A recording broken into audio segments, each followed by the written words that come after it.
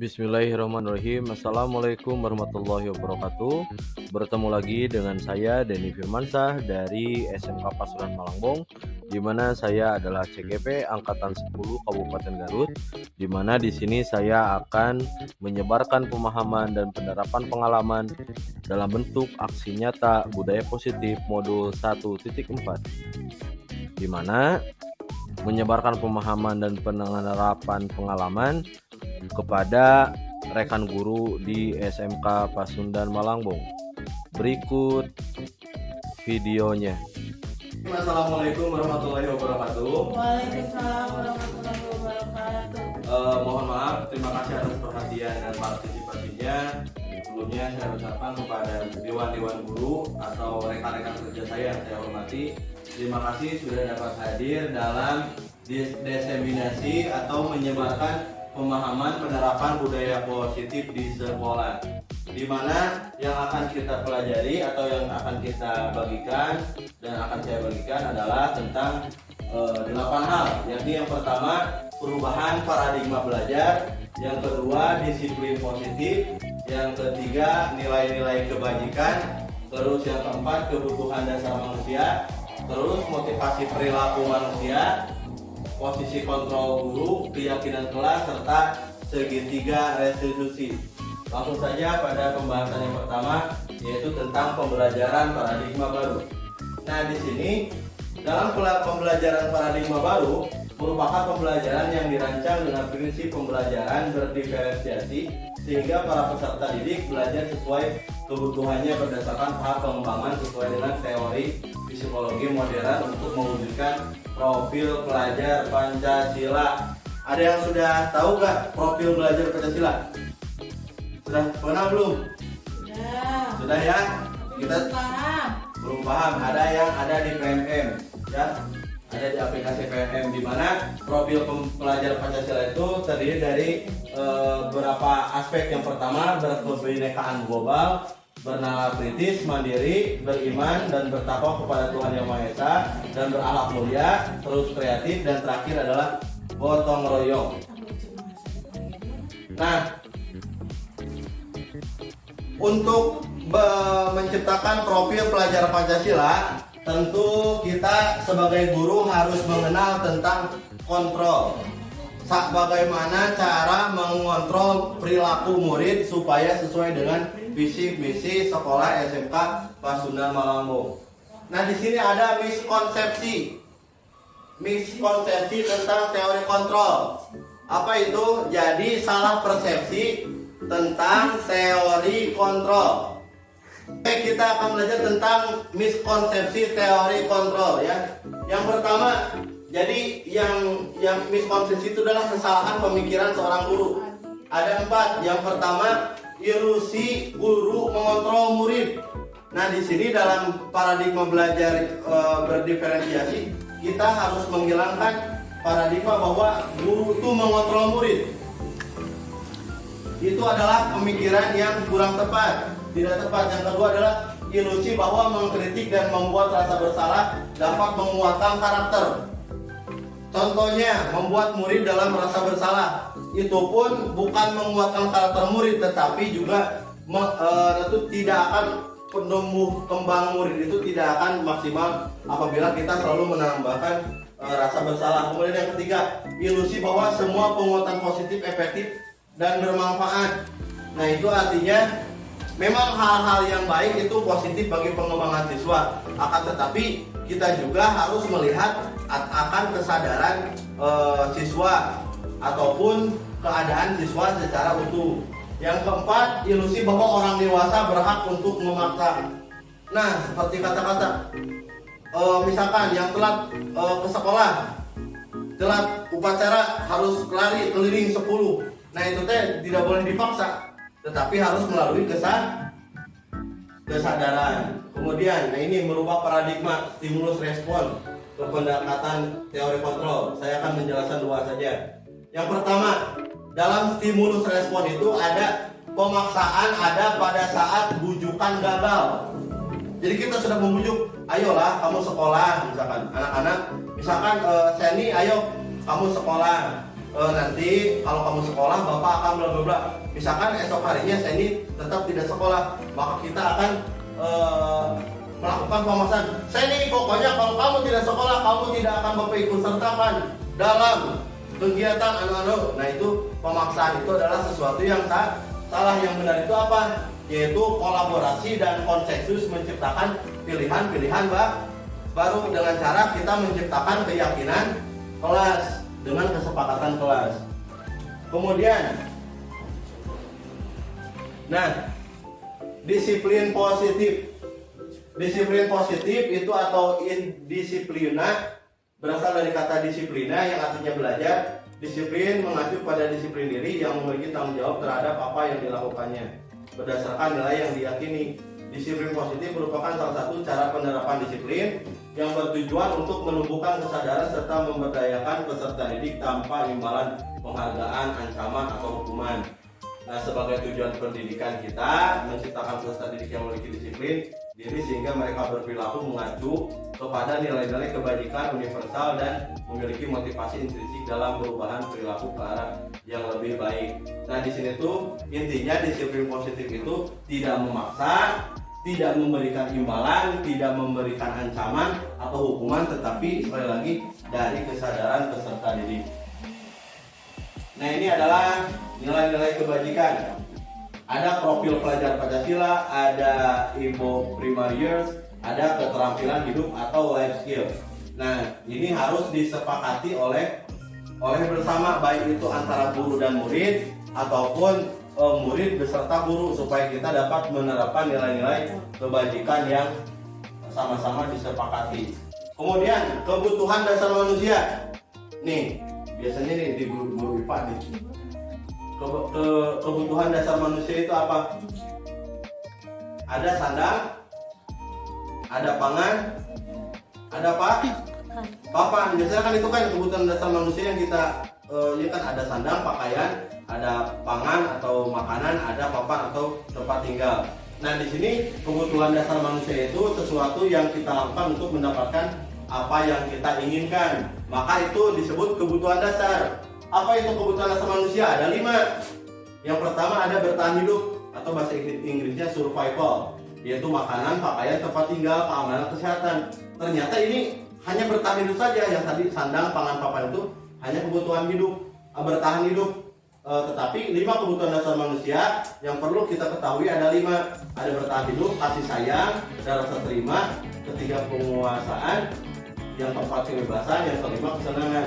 Nah, kita harus menciptakan sekolah yang dapat memberikan 5 kebutuhan dasar manusia, yaitu bertahan hidup, kasih sayang, penguasaan, kebebasan, dan kesenangan. Nah, ini bisa dipelajari ya. Nah, yang tadi 5 kebutuhan. Kenapa 5 kebutuhan dasar manusia diperlukan? Karena ada motivasi intrinsik dan ekstrinsik. Ekstrinsik itu adalah motivasi yang datangnya dari luar ke dalam. Kalau intrinsik itu dari dalam ke luar. Contoh, dari orang lain ke kita, dari luar ke dalam, berarti dari orang lain ke kita, untuk menghindari ketidaknyamanan atau hukuman. Yang kedua, untuk mendapatkan imbalan penghargaan dari orang lain. Jadi kita melakukan hal-hal yang baik, kita memberi orang lain itu kebaikan, atau kita melayani orang lain itu, ternyata itu adalah untuk memenuhi kebutuhan ekstrinsik kita, supaya kita dapat dihargai oleh orang lain, terus kita terhindar dari hukuman atau ketidaknyamanan. Contohnya, kalau kita berbuat jahat, maka kita akan diberikan hukuman oleh orang lain ataupun oleh hukum itu sendiri. Terus untuk motivasi intrinsik, untuk menjadi orang yang mereka inginkan, menghargai diri sendiri dengan nilai-nilai yang mereka percayai. Contoh, yang mereka percayai seperti saya memiliki kepercayaan bahwa siapapun dalam kegiatan apapun, selama itu dapat meningkatkan kualitas atau mensukseskan kegiatan SMK Pasundan, maka saya akan dukung. Tanpa melihat pendapat yang dia utarakan tentang kegiatan itu sama tidak dengan kita, tetapi kita harus memiliki tujuan yang sama, baru pendapat kita masing-masing. Kemudian di sini Di sini ada yang namanya hukuman konsekuensi atau restitusi. Nah, terkadang dalam mengontrol siswa itu di sekolah itu kita harus bisa membedakan nih mana kita itu memberi hukuman, konsekuensi atau restitusi. Nah, hukuman itu tidak terencana secara tiba-tiba, murid tidak tahu yang akan terjadi dan tidak dilibatkan. Bersifat satu arah, artinya dari guru. Contohnya berupa hukuman fisik atau psikis. Contoh, murid yang datang terlambat ke sekolah selama 1 jam, misalkan dihukum, disuruh untuk lari 10 keliling lapangan sekolah, terus di seluruh push up atau jongkok. Kira-kira itu sudah disepakati bersama atau hanya guru saja?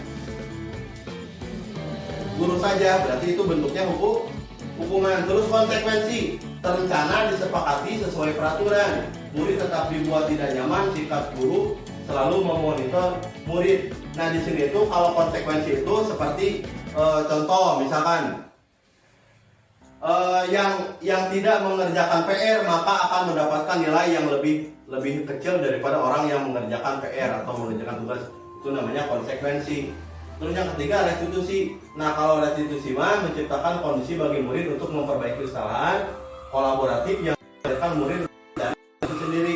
Nah, di sini restitusi, jika murid melakukan kesalahan, dia akan melakukan bersangkutan itu guru pelajaran atau untuk menemukan solusi dari masalah yang timbul.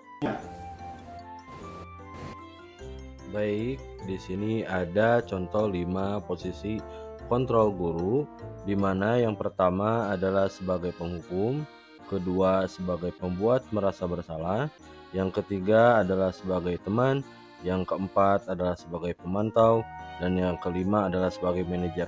Nah, kita harus mengenal 5 posisi kontrol guru dengan kita akan menyaksikan video 5 posisi kontrol guru. Selamat menyaksikan. Baik.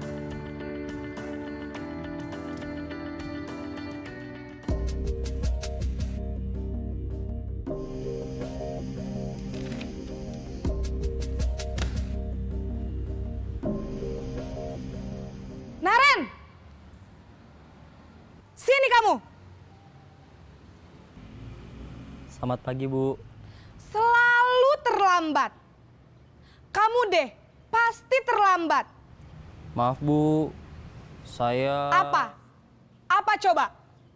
Alasan kamu apa lagi? Kapan sih kamu tidak terlambat? Malas sekali ya kamu jadi anak. Saya... Dasar pemalas.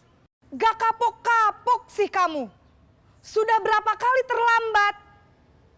Sana, kamu keliling lapangan basket 2 kali. Kenapa saya harus keliling lapangan basket, Bu? Kenapa? Kamu mau lawan ibu? Berani-beraninya jawab. Sudah terlambat, masih berani jawab pula. Sekarang, keliling lapangan basket 5 kali sekalian. Biar kapok. Cepat, pergi sana ke lapangan basket.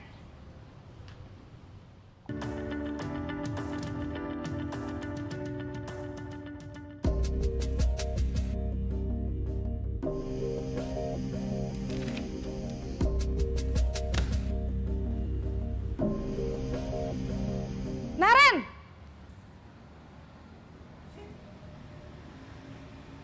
Selamat pagi, Bu. Naren.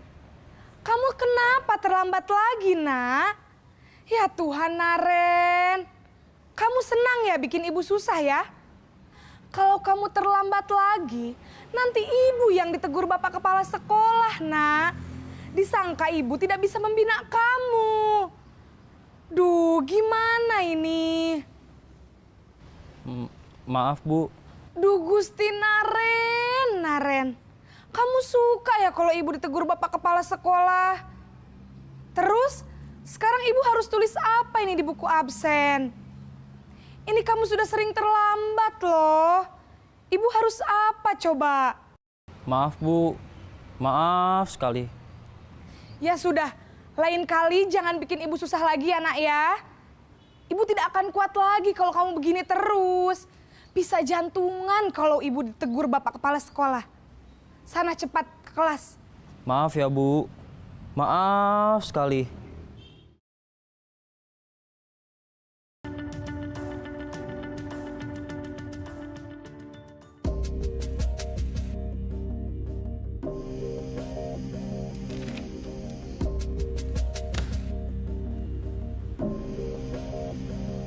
Naren!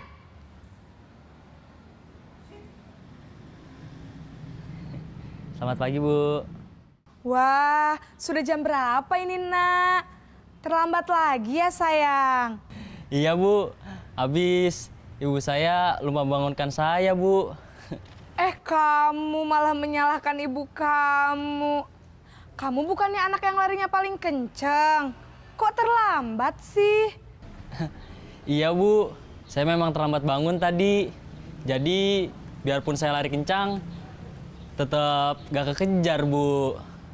Ya sudah sana, nanti lain kali larinya lebih kenceng lagi ya. Biar gak terlambat lagi. Bikin seneng ibu, demi ibu. Bisa kan? Bisa lah, Bu. Ya sudah sana masuk kelas. Ibu beresin urusan absen kamu. Kamu ini ada-ada saja.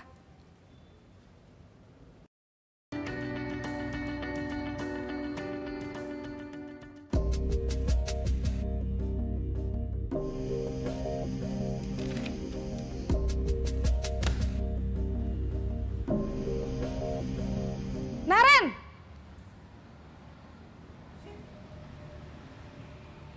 Selamat pagi, Bu. Naren, apa peraturan sekolah kita tentang jam berapa kita harus masuk sekolah, Nak? Kita harus di sekolah jam 7, Bu. Iya, betul. Sekarang sudah jam 7.20. Naren sudah tahu konsekuensinya jika terlambat hadir. Paham, Bu. Saya harus tinggal kelas pas jam istirahat selama 20 menit. Iya, benar. Konsekuensinya demikian. Jadi nanti jam 9.30 pas istirahat, kamu harus tinggal di kelas, kerjakan tugas tambahan untuk ketertinggalan kamu, ya? Baik, Bu.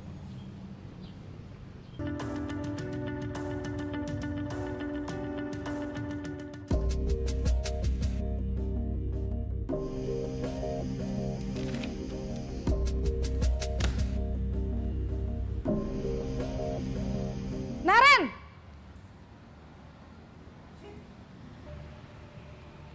Selamat pagi, Bu. Selamat pagi, Naren. Maaf, Bu. Saya terlambat. Iya, sekolah masuknya jam 7, sekarang sudah jam 7.20. Jadi sekarang bagaimana ini, Naren? Maaf, Bu. Saya lupa setel alarm saya semalam. Baiklah, menurut kamu, keyakinan sekolah yang mana yang perlu kamu tingkatkan? Menghargai diri sendiri dan orang lain mungkin ya, Bu. Setuju. Jadi, apakah Naren meyakini prinsip saling menghormati tersebut? Iya, Bu. Saya meyakininya. Apakah Naren bersedia memperbaiki masalah keterlambatan ini? Bersedia, Bu. Bagaimana kamu akan perbaiki masalah keterlambatan ini? Saya akan coba untuk tidak lupa menyetel alarm saya, Bu. Baik, kalau Naren lupa menyetel alarm di rumah, ada orang yang kira-kira bisa bantu mengingatkan tidak? Ada, Bu. Kakak saya, Kak Ema. Ada lagi selain Kak Ema? Selain Kak Ema, ada ibu saya. Baik, jadi yang mengingatkan Naren adalah Kak Ema dan ibu kamu ya? Kira-kira akan mulai setel alarm kapan nih, Naren? Setelah pulang sekolah, akan segera saya lakukan. Baik, jadi Naren akan setel alarm untuk bangun besok pagi dan akan diingatkan oleh kakak dan ibunda Naren ya. Ada lagi yang mungkin perlu dilakukan, Naren? Agar tidak terlambat bangun lagi. Tidak ada, Bu. Baik, Naren. Terima kasih untuk kerjasama kamu. Sekarang kamu perlu kembali ke kelas untuk belajar. Baik, Bu. Terima kasih. Oke, posisi 5 posisi kontrol guru yang pertama adalah penghukum. Contohnya, hormat pada bendera selama 1 jam. Nah, kemudian yang kedua, pembuat rasa bersalah. Ada pernyataan guru seperti ini. Berapa kali ibu atau bapak harus memberitahu kamu? Kamu selalu saja mengecewakan ibu dan bapak. Nah, itu contoh pernyataan 5 posisi kontrol guru nomor 1 dan nomor 2. Oke, posisi 5. Lalu posisi kontrol guru yang ketiga adalah sebagai teman, di mana ada pernyataan seperti ini. Ayo dong ikuti aturan sekolah. Tolong bantu ibu dan bapak ya, sekali ini saja. Ya udah, gak apa-apa, lain kali jangan sampai berbuat seperti ini lagi ya. Kemudian yang keempat yaitu sebagai pemantau. Contohnya, kamu sudah melanggar peraturan sekolah. Kamu harus tahu konsekuensinya. Setelah upacara, kamu beli atribut ke koperasi ya, dan jangan diulangi lagi perbuatan seperti itu. Nah, itu adalah contoh dari 5 penerapan posisi kontrol guru untuk poin nomor 3 tentang teman dan keempat pemantau. Lalu Ini yang adalah sebagai manajer. Contoh penerapan 5 posisi guru adalah sebagai manajer. Nah, ini yang paling tepat. Seperti kita akan bertanya, apa kamu tahu kesalahanmu? Kira-kira bagaimana kamu memperbaiki kesalahan kamu? Nah, ini sebagai manajer. Nah, seperti ini, pertanyaan seperti ini. Ya. Nah, di sini ada keyakinan kelas. Nah, tadi saya sudah menjelaskan apa ya untuk membentuk profil pelajar Pancasila. Pertama kita harus melakukan kesepakatan berupa keyakinan kelas. Kenapa? Nah, pembentukan keyakinan kelas itu pertama bersifat abstrak berupa pernyataan universal dibuat dalam pernyataan positif sedikit saja agar mudah diingat sesuai dengan kondisi kelas dan sekolah sehingga mudah diterapkan. Semua warga sekolah atau warga kelas dilibatkan saat membuat keyakinan kelas. Ini ada contoh. mari kita saksikan contoh keyakinan kelas dari kelas 10 TKJ SMK Pasundan Malangbong. Selamat menyaksikan. Mari kita Assalamualaikum warahmatullahi wabarakatuh. Bertemu lagi bersama saya Denny Firmansyah dari CGP Angkatan 10 Kabupaten Garut dari SMK Pasundan Malangbong. Di sini saya akan mengimplementasikan aksi nyata disiplin positif tentang memiliki dan membuat keyakinan kelas sendiri yang akan saya praktekkan di kelas 10 TKJ SMK Pasundan Malangbong. Di mana latar belakang dari keyakinan kelas ini adalah mewujudkan kelas yang aman, nyaman, dan menyenangkan bagi murid dalam belajar sehingga materi yang diajarkan lebih dimengerti atau dipahami oleh murid. Lalu tujuannya adalah mewujudkan kelas yang aman, nyaman, dan menyenangkan sehingga murid dapat belajar dengan bahagia dengan penerapan budaya positif di dalamnya. Lalu tolak ukurnya apa? Tolak ukurnya adalah yang ingin kita capai suasana kelas yang kondusif untuk pembelajaran yang menyenangkan dan berbudaya positif sehingga pembelajaran dapat tercapai dengan baik. Kemudian keyakinan kelas dibuat oleh murid dan didampingi oleh guru untuk menciptakan budaya positif di kelas. Berikut adalah foto-foto proses pembuatan keyakinan kelas di kelas 10 TKJ SMK Pasundan Malangbong. Dan ini adalah contoh dari umpan baliknya. Berikut ini adalah proses pembuatan kesepakatan dan keyakinan kelas di SMK Pasundan Malangbong.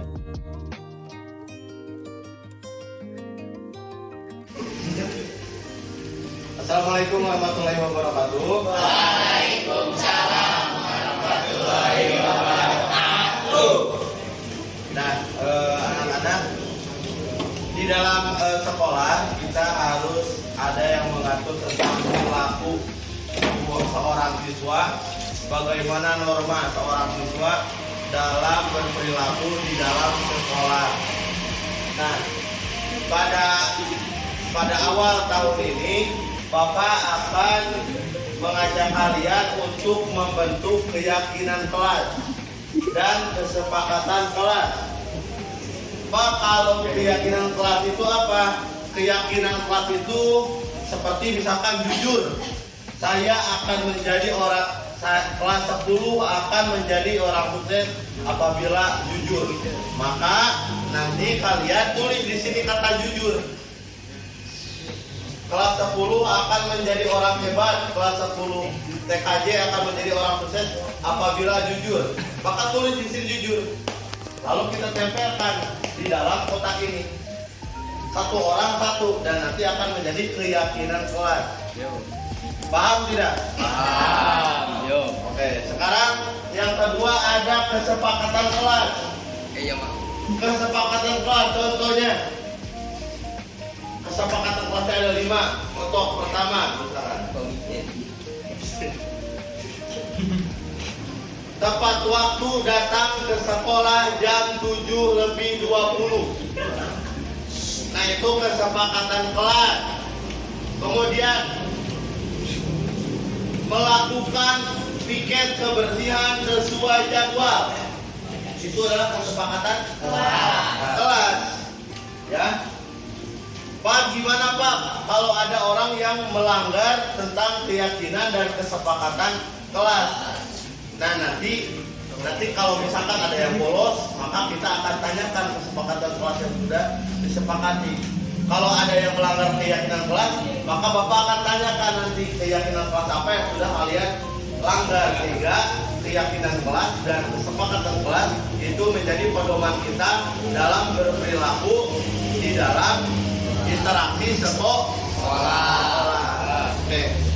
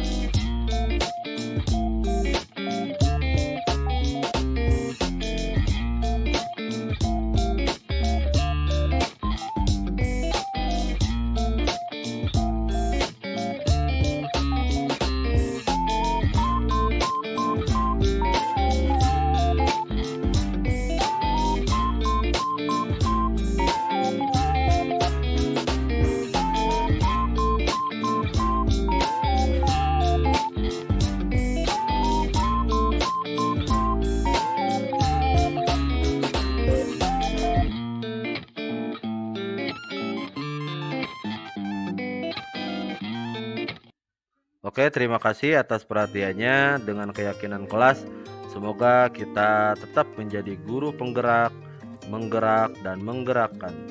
Terima kasih. Assalamualaikum warahmatullahi wabarakatuh.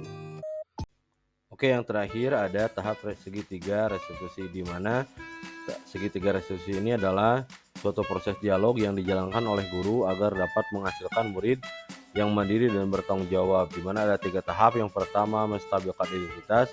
Yang kedua, validasi tindakan yang salah. Yang ketiga adalah menanyakan keyakinan. Oke, yang terakhir ada tahap segitiga restitusi, di mana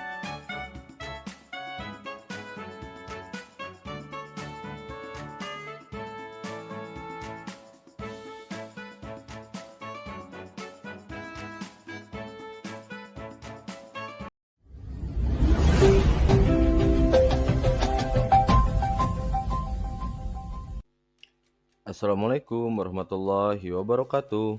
Bertemu lagi dengan saya Denny Firmansyah, CGP Angkatan 10 dari SMK Pasundan Malangbong, Kabupaten Garut. Di mana dalam video ini saya akan menjelaskan demonstrasi konseptual penerapan segitiga restitusi dalam modul 1.4, yaitu budaya positif. Segitiga restitusi adalah suatu proses dialog yang dijalankan guru atau orang tua agar dapat menghasilkan murid yang mandiri dan bertanggung jawab. Di mana segitiga restitusi ini memiliki 3 tahapan. Yang pertama adalah menstabilkan identitas, yaitu mengubah identitas anak dari orang yang gagal karena melakukan kesalahan menjadi orang yang sukses. Pernyataannya yaitu setiap orang pasti pernah melakukan kesalahan. Kamu bukan satu-satunya yang pernah melakukan ini. Tahap 2 yaitu validasi kebutuhan. Kalau kita memahami kebutuhan dasar apa yang mendasari sebuah tindakan, kita akan bisa menemukan cara-cara paling efektif untuk memenuhi kebutuhan tersebut. Di mana pernyataannya adalah kamu tentu punya alasan kenapa melakukan itu, atau adakah cara yang lebih efektif untuk mendapatkan apa yang kamu butuhkan. Tahapan ketiga adalah menanyakan keyakinan. Setelah melakukan langkah 1 dan langkah 2, maka anak akan siap untuk dihubungkan dengan nilai-nilai yang dia percaya dan berpindah menjadi orang yang dia inginkan. Pernyataannya adalah keyakinan kelas apa yang telah kita yakini. Kamu ingin menjadi orang seperti apa? Baik, langsung saja. Inilah kasus pertama. Di kasus pertama ini, Seni tidak terima pekerjaannya selalu dicontek oleh temannya. Ia marah dan tidak dapat menahan emosinya. Berikut adalah video penyelesaian masalah dalam kasus pertama menggunakan segitiga restitusi. Seni, tadi Bapak mendengar dari ketua kelas katanya kamu habis bertengkar dengan Rangga ya? Ya Pak, habisnya saya kesel sih. Kenapa kamu kesel? Habisnya Rangga selalu mencontek hasil pekerjaan saya, bukan hanya tugas PR pun selalu ia contek. Oh gitu, pantas saja kamu kesel. Kalau Bapak ada di posisi kamu, pasti Bapak pun akan melakukan hal yang sama. Terus, apa yang kamu lakukan terhadap Rangga? Saya marah-marah Pak, saya maki-maki dia dan tanpa sadar saya menggebrak meja. Oh gitu, pasti kamu ada alasannya kan melakukan hal seperti itu? Iya Pak, masa saya harus diam saja padahal saya sudah bersusah payah mengerjakan soal, tapi Rangga hanya mencontek dan tidak harus berusaha sendiri. Ya wajarlah kamu merasa marah karena tidak rela pekerjaanmu dicontek oleh Rangga. Bapak sangat menghargai tindakan yang kamu lakukan karena kamu tidak melakukan tindakan yang lebih buruk selain dari menggebrak meja seperti memukul Rangga. Iya Pak. Sekarang coba kamu pikirkan tindakan menggebrak meja dan marah-marah apakah sudah sesuai dengan keyakinan kelas kita? Tidak Pak. Menurut kamu keyakinan kelas apa yang sudah kamu langgar? Ya, saling menghormati antar teman Pak. Betul. Menurut kamu saling menghormati antar teman itu penting tidak menurut kamu? Penting Pak. Oke baik. Kalau kamu mengatakan itu penting, jadi keyakinan kelas apa yang harus kamu lakukan ketika kamu sedang marah? Harus lebih sabar Pak. Kamu bersedia memperbaiki masalah ini? Bersedia Pak. Oke, apa yang kamu lakukan untuk memperbaiki masalah ini, Seni? Saya harus lebih bersabar dan menahan amarah saya apabila ada yang mengkritik saya akan melaporkan kepada guru mata pelajaran atau wali kelas saya. Ya, tepat sekali tindakan kamu, Seni. Tetap semangat ya. Sekarang silakan kembali ke kelas.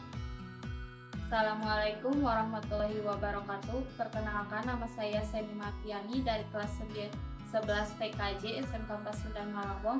Saya senang sekali diajak diskusi dengan guru untuk dapat mengendalikan diri dari amarah karena perilaku teman sekolah saya. Saya harus belajar banyak bersabar dan menjuangkan. Selanjutnya adalah kasus kedua, di mana Rangga sering datang terlambat sehingga banyak pelajaran yang tertinggal. Berikut skenario penyelesaian masalah menggunakan segitiga restitusi. Rangga, tadi Bapak mendengar dari guru piket katanya kamu sering terlambat ya?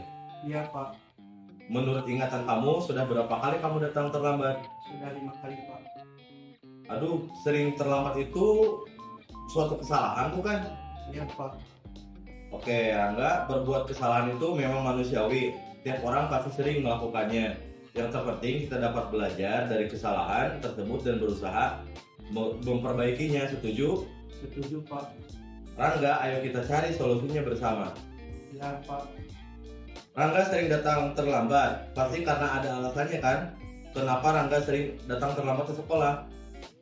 Karena saya sering belajar Pak sambil main HP dan kurang tidur. Kamu tahu keyakinan kelas yang sudah kita sepakati? Tahu Pak. Kalau sering datang terlambat sesuai keyakinan kelas kita tidak? Tidak Pak. Menurut kamu keyakinan kelas apa yang sudah kamu langgar? Disiplin Pak. Dan menurut kamu juga disiplin itu penting nggak untuk kamu? Penting Pak, karena disiplin membuat saya datang ke sekolah tepat waktu dan bisa menghargai waktu. Ya betul, bentuk menghargai waktu itu penting dan sangat bermanfaat untuk kita, seperti kita dapat menghargai orang-orang yang ada di sekitar kita, dan kita juga dapat melatih rasa kepedulian. Ya Pak, saya sangat menyesal sering datang terlambat. Saya mohon sering terlambat. Ya bagus Rangga, sifat baik kamu sudah berani berminta maaf. Menurut kamu apa yang akan kamu lakukan agar kamu tidak datang terlambat lagi ke sekolah? Saya akan tidur lebih cepat dan tidak akan berjalan lagi. Saya tidak akan terlambat ke sekolah. Baik Rangga, kamu sekarang sudah menemukan solusinya, dan Bapak akan bekerja sama dengan orang tua kamu supaya kamu tidak datang terlambat lagi ke sekolah. Ya Pak, terima kasih Pak. Sekarang kamu kembali ke kelas ya. Ya, assalamualaikum Pak. Assalamualaikum warahmatullahi wabarakatuh. Nama saya Rangga Rianto. Saya dari kelas 11 SMK Pasundan Malambong. Terima kasih kepada Bapak Guru saya dan Bapak Guru untuk menemukan kesalahan. Saya tidak akan bergadang lagi supaya tidak terlambat sekolah.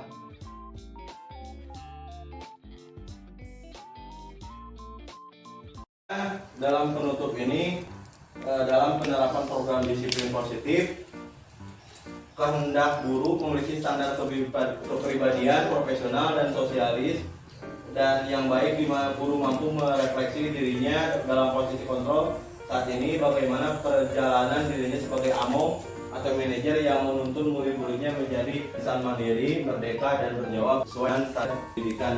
Sekian pemaparan dari saya. Terima kasih banyak. Taufiq wal hidayah. Wassalamualaikum warahmatullahi wabarakatuh.